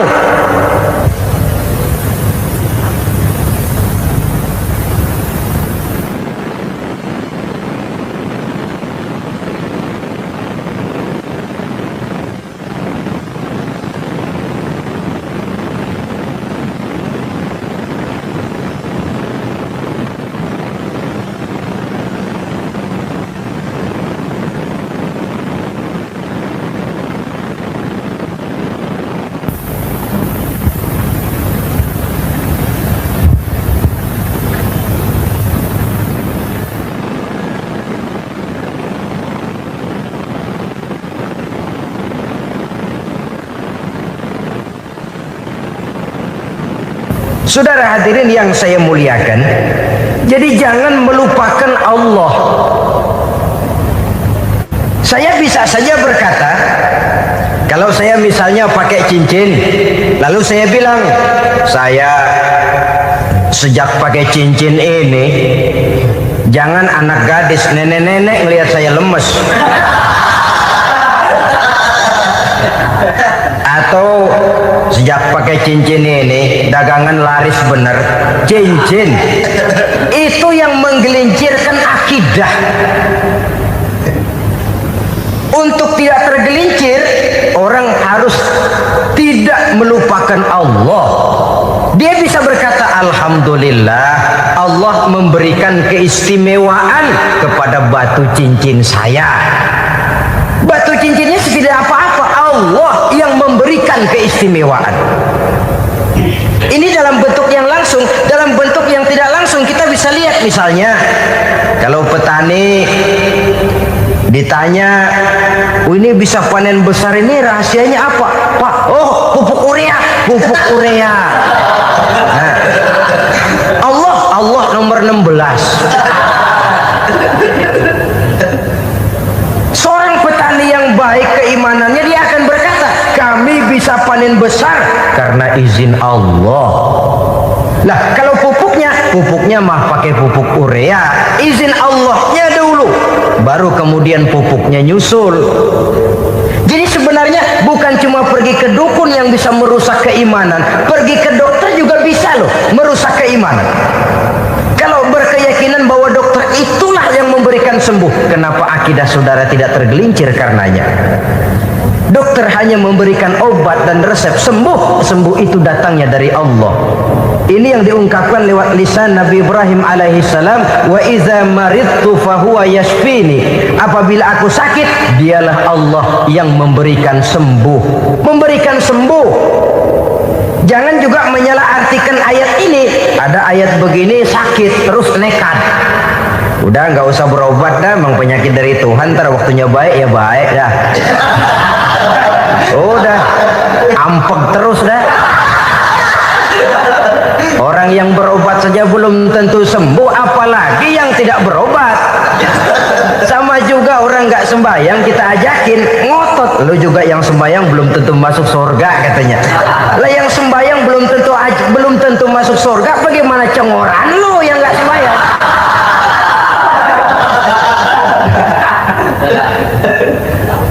Saudara hadirin yang saya muliakan, kaum muslimin yang berbahagia. Jadi dengan demikian, maka jangan menghilangkan Allah. Kita, ajaran pokok dalam Islam adalah ajaran tentang tauhid. Nah, tauhid ini menyangkut mengesahkan Allah, baik di dalam zatnya, baik di dalam sifatnya, baik di dalam perbuatannya, baik di dalam beribadah kepadanya. Tauhid dalam ibadah itu ada. Tauhid dalam zat artinya zat Allah itu tidak tersusun, tidak terdiri dari bagian-bagian yang bisa pecah-pecah. Ya seperti kita ini kan ada kepala, ada kaki, ada tangan. Allah tidak tersusun zatnya dari bagian-bagian. Esa zatnya tidak bisa dibagi-bagi. Esa sifatnya artinya Allah itu sifatnya tidak pernah berubah. Sejak dahulu sampai sekarang Allah itu cinta kepada orang beriman yang melakukan kebaikan. Dan Allah benci kepada orang kufur yang melakukan kejahatan. Mustahil satu saat Allah berubah. Orang kufur yang berbuat kejahatan didemenin, orang mukmin yang berbuat kebaikan dikeselin. Misalnya tahun 2000 Tuhan giliran jengkel sama orang mukmin. Itu mustahil, dia esa di dalam sifatnya. Lain dengan sifat kita manusia. Sifat kita ini kan relatif. Ada saatnya kita senang, lain saat yang kita senang betul kita caci maki. Hari ini kita caci maki, besok kita puji. Lihat teman kaya, habis kita omongin. Boleh jadi dia kaya, kenapa? Dukunnya 36. Begitu kita habis caci maki begitu, dia datang ngasih duit sama kita. Cacian itu bisa berubah menjadi pujian. Lu ya emang bukan main dah. Sifat kita itu relatif, bisa terpengaruh oleh situasi dan kondisi. Saudara hadirin yang saya hormati, kaum muslimin yang berbahagia, Allah juga esa di dalam perbuatannya. Artinya di dalam menciptakan apapun yang akan diciptakan oleh Allah, di dalam melakukan apapun yang akan dilakukan oleh Allah, tidak terikat kepada faktor lain, tidak memerlukan bantuan lain. Dia adalah mutlak. Nah, kemudian kita mengesahkan Allah dalam zatnya, mengesahkan Allah dalam sifatnya, mengesahkan Allah dalam perbuatannya. Belum tentu berarti kita mengesahkan Allah dalam ibadahnya. Sebab banyak orang yang yakin betul Allah itu esa, teguh dengan pendiriannya. Tuhan lu siapa? Allah. Allah bagaimana? Esa. Bagaimana kalau dua? Kagak. Tiga? Enggak. Mantap. Soal tahlil paten. Tapi dalam ibadah kadang-kadang dia tidak mentauhidkan Allah. Ini makna wa ma umiru illa liya'budullaha mukhlisin. Kami tidak memerintahkan kepadamu kecuali untuk beribadah kepadaku, kata Allah, dengan ikhlas. Beribadah kepada Allah dengan ikhlas itu artinya apa? Beribadah hanya untuk Allah saja. Nah, kalau hanya untuk Allah saja, lalu kita minta berdoa di depan kuburan orang yang soleh, apa syirik? Tidak syirik.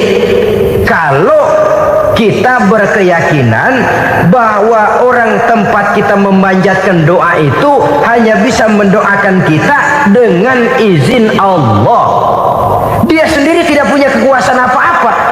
Tanpa izin Allah dia tidak bisa berbuat apa-apa. Itu tidak menyebabkan orang menjadi syirik. Sama saja dengan kalau saya berkata tadi, alhamdulillah Allah telah memberikan keistimewaan kepada batu cincin saya.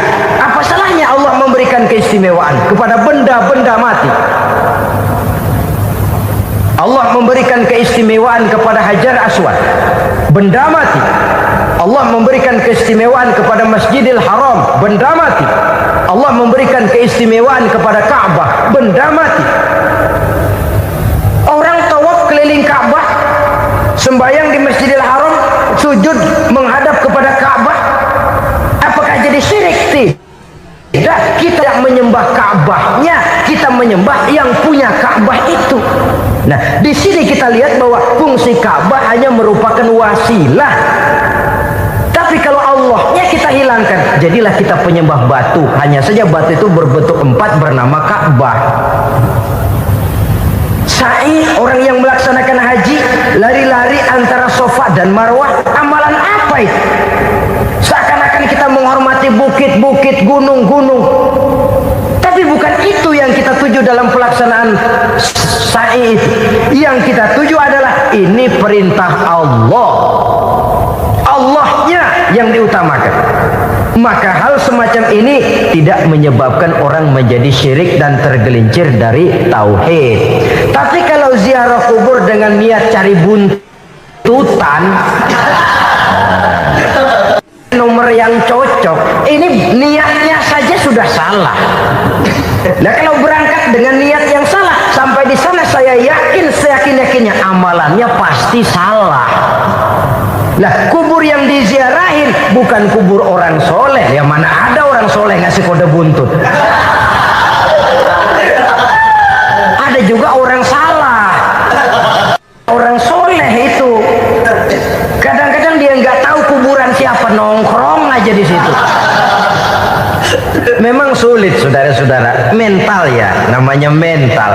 Kalau memang mental sudah mental judi, apa saja bisa dijudiin. Jadi orang nggak perlu sebenarnya pemerintah terlalu gini, nggak usah. Kembali saja kepada mental. Kalau mental memang sudah mental judi, apaan aja bisa dijudiin. Pulang tengah malam nabrak babi, aha, babi yang keluar nih.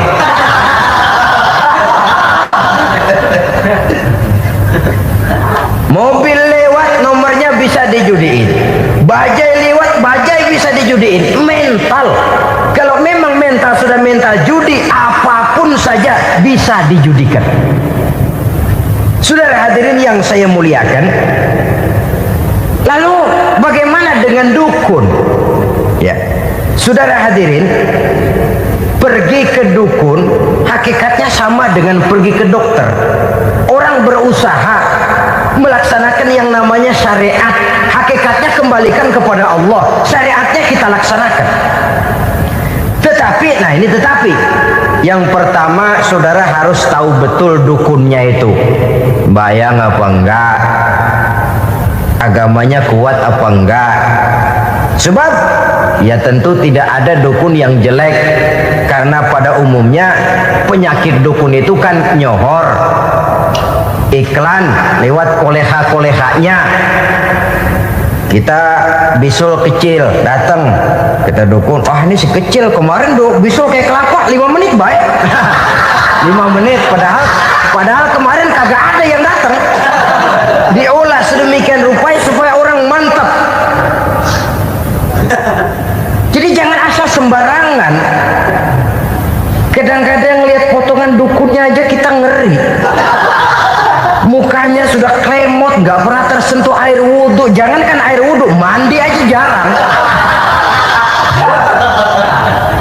Yang kayak begini, yang dipegang mati-matian, yang dipercayai habis-habisan, akan kita kemanakan tauhid kita ini?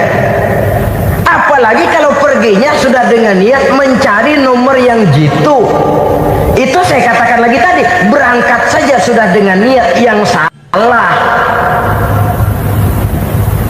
Orang berusaha silahkan. Sama juga kita ke dokter.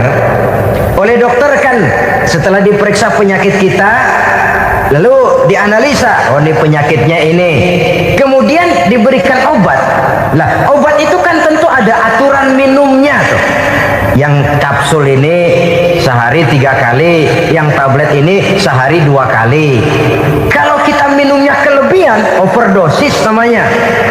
Saking pengen cepet baik, sekali minum 10 tablet. Ya memang nggak sakit-sakit lagi, tapi nggak hidup sudah. Habis. Kita pun dalam melaksanakan amalan hidup beragama begitu. Saudara datang kepada kiai, orang-orang soleh, meminta amalan, wiridan, itu jangan sampai overdosis. Tidak sesuai dengan kemampuan pribadi. Wong masih SD sudah minta matematika kelas SMP, celeng. Baru SMP sudah minta diajarkan filsafat kelas perguruan tinggi, semaput. Kenapa? Daya tampungnya nggak kuat. Emang ukuran secangkir, minta di sini seember, ya luber. Lebihnya nggak cukup. Kenapa? Yang diberikan, yang diamalkan tidak sesuai dengan makomnya, tidak sesuai dengan kemampuan yang ada pada dirinya. Saudara hadirin yang saya muliakan, akhirnya apa? Mencelakakan dirinya sendiri, ngawur. Baru sembahyang seminggu udah ngaku ketemu malaikat. Sembahyang ditemenin malaikat lah, sembahyang baru seminggu mulai tuh malaikat iseng anak. Ya walaupun kalau Allah izinkan tidak mustahil, tapi kan tidak logik. Orang yang melaksanakan ibadah puluhan tahun memerlukan riyadhah dan latihan, khusyuk dan tawadhu, penuh tazallul, merendahkan diri di hadapan Allah, belum tentu mendapat karunia yang semacam itu. Saudara hadirin yang saya muliakan, jadi dengan kata lain, yang pertama, lihatlah dulu kualitas dukun yang akan saudara datangi itu. Ini kualitas black apa kualitas white? Aspal apa cat putih? Sehingga jangan sampai kita salah pilih. Sebab biasanya orang kalau sudah hanyut di kali, rumput pun dia pegangin. Dia tahu kalau rumput tidak akan bisa menahan bobot badannya, tapi karena posisinya posisi terjepit, rumput pun dia pegang. Ini satu gambaran psikologis betapa orang dalam keadaan panik, kepepet, kejepit, yang tidak mestinya dipegang pun akan dipegangnya juga. Walaupun dia tahu itu tidak akan bisa menahan bobot badannya, namun dipegangnya juga. Oleh karenanya, yang pertama, lihat dulu kualitas dukunnya. Yang kedua, saudara-saudara, jangan berkeyakinan bahwa dukun itulah yang memberikan permintaan saudara. Si dukun hanya bisa dengan izin Allah. Nah ini kuncinya. Kalau izin Allahnya dihilangkan, dan ini yang jarang. Biasanya kalau kita diajak ke dukun, di sono aja no paten banget. Abah ano, abah ini, abah ano, abah-abah. Lah, lalu pikiran kita kan terfokus. Dikala itulah kita mulai menyampingkan Allah. Di situ yang dikhawatirkan nilai tauhid kita jadi tergoyah karenanya. Bahwa orang yang kita datangi, yang kita kenal kesolehan dan ketakwaannya, hanya bisa memberikan pertolongan dengan izin Allah. Dengan izin Allah dia doakan kita dan doanya kabul. Dengan izin Allah dia penuhi hajat kita dan hajat kita jadi terlaksana, jadi kenyataan dengan izin Allah. Sebab Allah itu memberikan keistimewaan. Ada waktu istimewa, ada tempat istimewa, ada jam istimewa. Kenapa sih sedekah hari Jumat dengan sedekah hari Kamis pahalanya kok lebih besar hari Jumat? Karena itu waktu istimewa. Kenapa untuk sembahyang sunnah dianjurkan sepertiga malam yang terakhir? Karena itu waktu istimewa. Kenapa doa di Multazam, di dekat Hajar Aswad, di Hijr Ismail, di Raudhah dikabulkan Allah? Karena itu tempat istimewa. Memang kadang-kadang ada orang berkata, kalau mau berdoa kenapa mesti di kuburan wali? Di rumah juga berdoa, Tuhan dengar. Betul, Tuhan dengar, bahkan tidak berdoa pun Allah tahu isi hati kita. Tapi soal dikabulkan atau tidak, itu hak Allah. Dan Allah memberikan fasilitas kepada tempat-tempat tertentu dan istimewa. Dan itu diajarkan oleh Nabi. Di Raudhah perbanyak doa. Kenapa? Itu tempat yang mustajabah. Artinya Allah memberikan keistimewaan kepada tempat-tempat tertentu. Dalam konteksnya dengan ini, makom para para aulia, para wali, para ulama soleh. Tidak ada salahnya kita berdoa di sana, bertawassul, bukan meminta kepada si kiai, bukan meminta kepada si ulama, bukan meminta kepada si wali, meminta kepada Allah melalui tempat yang orangnya kita yakin dekat dengan Allah. Walaupun Allah tidak memerlukan perantara, itu jelas. Allah tidak memerlukan calo, memang. Tapi Allah menyediakan waktu dan tempat-tempat istimewa.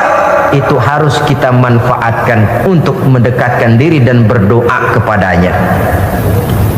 Saudara-saudara kaum muslimin rahimakumullah, saya kembali dalam konteksnya dengan dukun yang akhir-akhir ini jadi populer karena merajalelanya judi sampai kepada desa-desa, pedesaan-pedesaan terpencil, yang akibatnya menjauhkan orang dari nilai tauhid. Padahal benar kalau orang berkata kadzabal munajjimun walau sodaku, tukang-tukang ramal itu bohong walaupun benar. Kalaupun betul, kebetulan. Itu maksudnya bohong walaupun betul, betulnya betul kebetulan. Maka para remaja itu biasanya gemar kepada membaca bintang Anda minggu ini, kan begitu toh? Nah, apa Aries, apa Virgo, apa Leo dan sebagainya, dan itu memang menarik untuk dibaca. Rezeki sebelah kulon,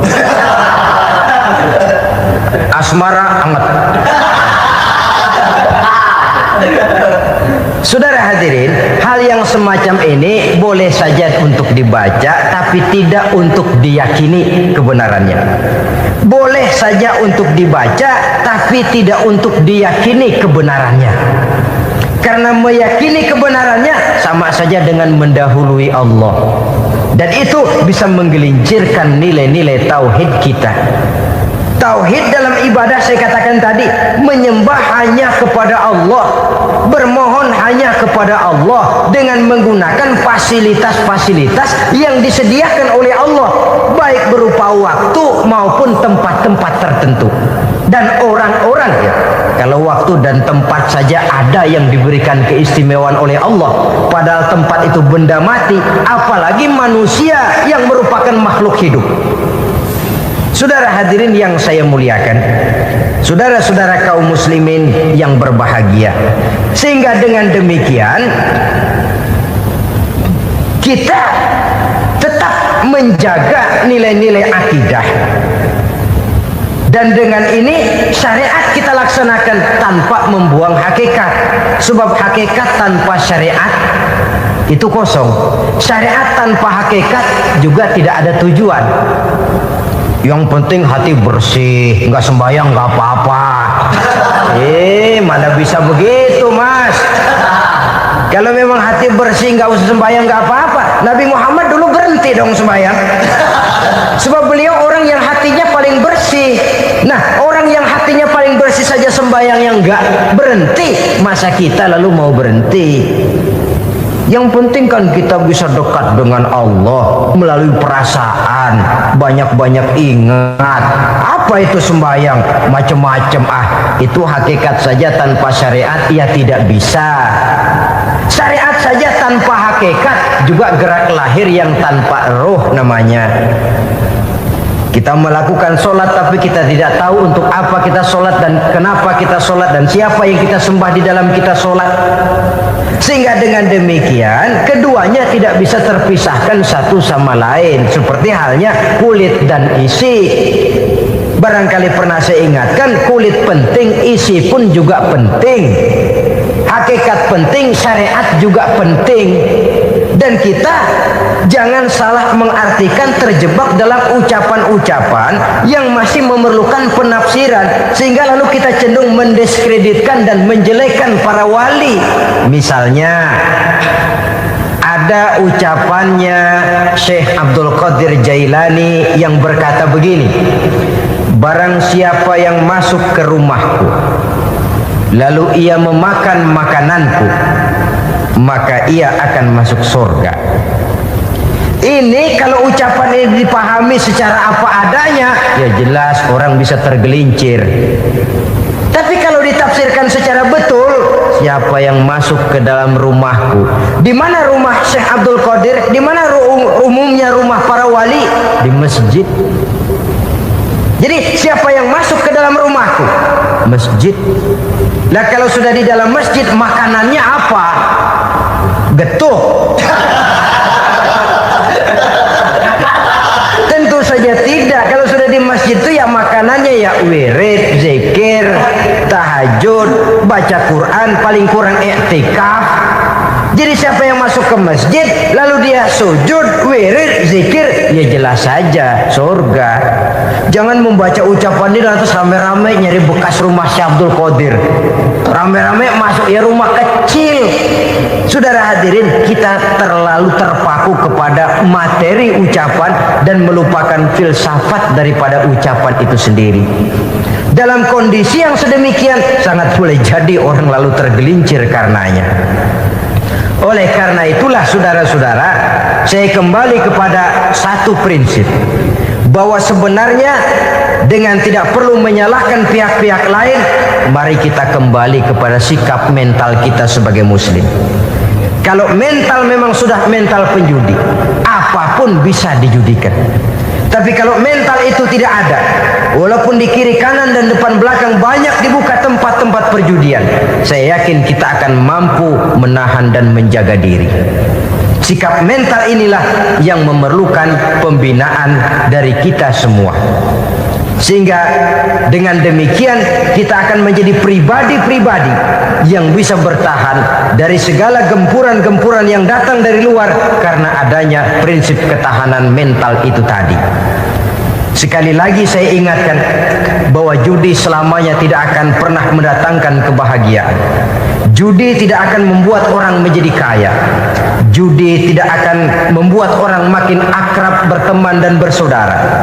Yang jelas, judi melahirkan permusuhan dan dendam, membangkitkan rasa malas, memulukan angan-angan tanpa mau peras keringat dan banting tulang, melalaikan orang dari tanggung jawab dan kewajibannya, membuat ia lupa kepada anak, istri dan seluruh keluarganya, dan pada akhirnya dia akan terjebak dalam satu permainan yang makin menjauhkan dia dari proses kesadarannya sebagai manusia. Sebagai uraian penutup, marilah kita renungi firman Allah dalam Al-Baqarah ayat 208. A'udzubillahi minasyaitonir rajim. Ya ayyuhalladzina amanu dukhulu fis silmi kafah wa la tattabi'u khutuwatis syaitan innahu lakum aduwwum mubin. Hai orang-orang yang beriman, masuklah kamu ke dalam keselamatan. Masuklah kamu ke dalam Islam secara keseluruhan. Jangan kamu mengikuti jejak-jejak setan, karena setan adalah musuhmu yang nyata dan jelas. Judi termasuk jejak-jejak yang ditinggalkan oleh setan untuk diikuti oleh kita agar kita mendapatkan kesengsaraan baik di dunia, lebih-lebih di akhirat nanti. Semoga Allah selamatkan kita. Allah selamatkan seluruh bangsa kita dari penyakit-penyakit judi yang melahirkan efek-efek negatif dalam kehidupan. Terima kasih atas perhatian saudara. Mohon maaf atas segala kekurangan. Usikum wa nafsi bitaqwallah. Wassalamualaikum warahmatullahi wabarakatuh. Waalaikumsalam.